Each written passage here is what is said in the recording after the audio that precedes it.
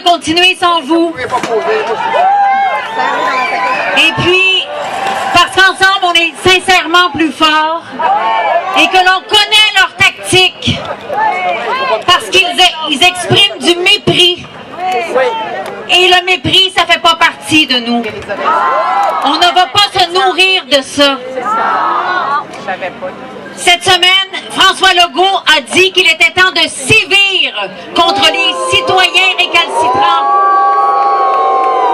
Alors que nous, toute notre vie, on pensait que l'État était là pour servir. En réalité, est-ce qu'ils vraiment, ils nous servent? Quand tous les députés en Chambre, pas un seul d'eux ne se lève pour nous défendre, quand les journalistes s'arrogent le droit de choisir si on va laisser la parole à nous, aux gens qui expriment un contre-pouvoir, mais pour qui se prennent-ils? Et oui, je suis en colère parce que nous avons face à nous la laideur, le mensonge. Nous avons face à nous un État qui nous prend en otage, qui nous sert du mépris, du dédain, et ça suffit. Parce que la vie, c'est un parcours d'intégrité.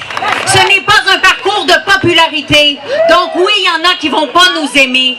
Et notre parole va déranger. Et ça suffit le confort. Nous dérangeons parce que nous disons la vérité.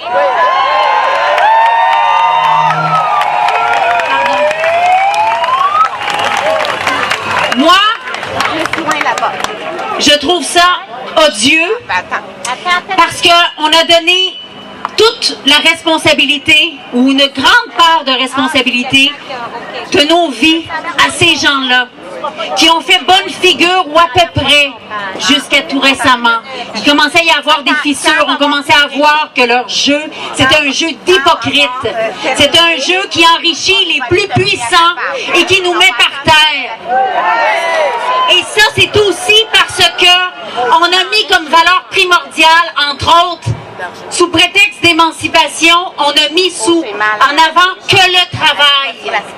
Mais la vie, ce n'est pas que le travail. Et en ce moment, ce qu'ils sont en train de faire avec nos enfants, c'est des petits automates qui ne seront pas socialisés, qui n'auront pas conscience de l'entraide, de combien on s'apporte entre nous. Il faut réapprendre parce que, vous savez, ils gèrent tout, hein, l'État. Et ils gèrent aussi, par exemple, la DPJ. Est-ce que vous savez les cas épouvantables? Vous savez que nos enfants qui sont à la DPJ ne sont pas aimés. Ils sont comme dans des prisons. Et ils sont obligés de se rapporter à chaque jour de chacun de leurs faits et gestes, de chacune de leurs paroles. C'est inacceptable. Où est l'enfance? Où est la grâce dans cette vie? Et avez-vous remarqué que la liberté, là, on ne peut pas faire 1 kilomètre sans avoir à payer pour stationner notre voiture. On paye des taxes partout. Qu'est-ce qu'ils font? C'est de l'esclavage, et oui, c'est de l'esclavage. Oui, c'est de l'esclavage. Et si vous pensez que nous avons un filet social, moi, je vais vous dire quelque chose.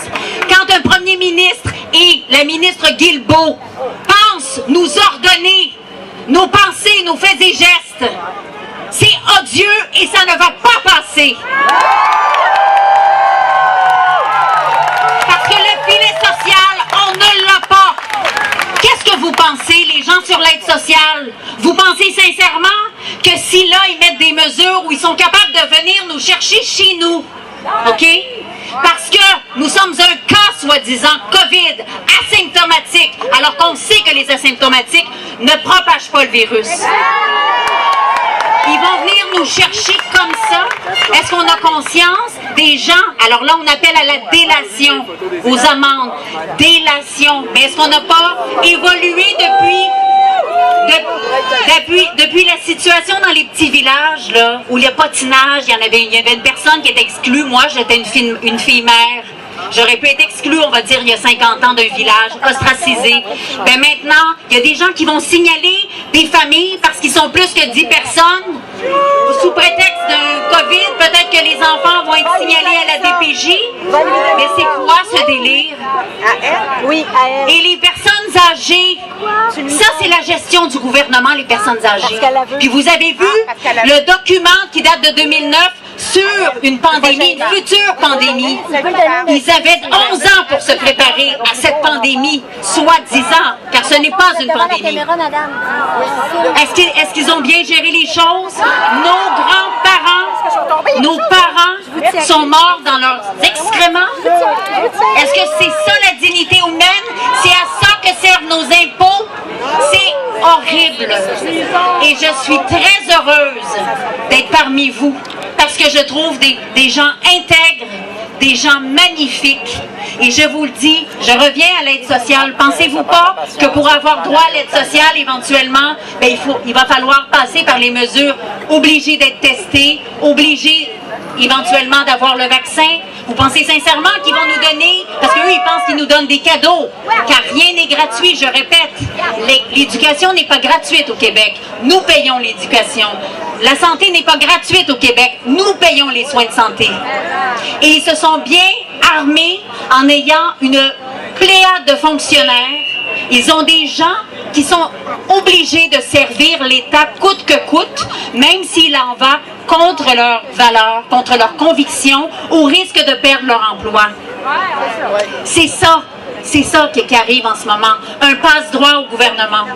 Bref, je dois finir sur une note positive. Parce que oui, je suis en colère, parce que... Mais vraiment, en réalité, moi je dis... Oui, nous sommes des citoyens responsables. Nous sommes des citoyens responsables. L'irresponsabilité, elle n'est pas de notre côté. Nous prenons soin de notre santé, nous prenons soin des nôtres, nous avons envie de les accompagner s'il y a lieu vers leur dernier jour ou, tu sais, on veut masquer les bébés. En tout cas, moi, je trouve ça épouvantable. Mais je vous embrasse très fort et puis je serai là avec vous tout à l'heure pour vous rencontrer. Au revoir. Et je donne la parole à des gens encore plus éloquents que moi.